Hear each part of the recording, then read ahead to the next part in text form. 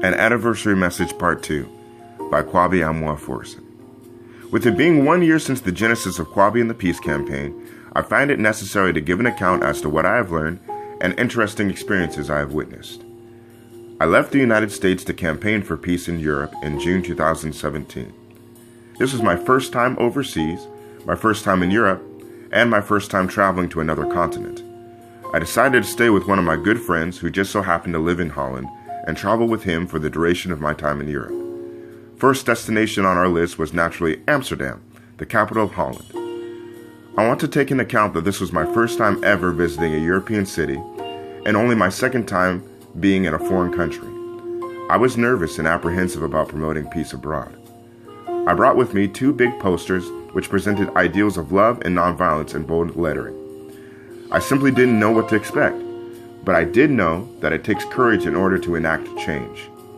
As we drove to Amsterdam and looked for a place to park, my doubts and nervousness dissipated, and I began to feel excitement. This was it. For 3 days, we walked around Amsterdam talking to people about peace. We shared fruitful conversations with others, discussing the concepts of compassion and respect. I remember at one point, while walking in the Canal District, a long black car with tinted windows sharply cut in front of us. The car window slowly came down, revealing the driver. It was an old gentleman wearing a stern disposition upon his face. Staring at us, he quickly shouted, "What are you doing?" I responded calmly, telling him that we were here to promote peace. The gentleman inquired once again, "Is this an organization you're doing this with?" "No, sir. It's just us talking to people about peace." The elderly man took a few seconds to reflect on my response, smiled, and then gave us a thumbs up. "Thank you very much for your work." A situation that seemed troublesome turned out to be just curiosity. It was in that event that I learned the valuable lesson of how we should go about uplifting peaceful relations. When we arise to conclusions too quickly, when we are trying to understand someone, we can interrupt the medium of peace building.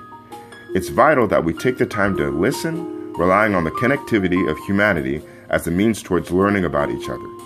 We can find solidarity in our ability to empathize with others on the basis of human commonalities. Those who have felt sadness can empathize with others who have felt the same. Those who have felt joy and love have the ability to empathize those same emotions with another. As Dina Washington once said in her song Bitter Earth, "What good is love that no one shares?" After our stay in Amsterdam, we headed off to Brussels to expand on our campaign for peace. It would prove to be an eye-opening experience. Due to the recent terrorist bombings in Brussels Central Station, the city was on high alert. Soldiers and military vehicles paraded the streets in anticipation of another attack. End of Part 2.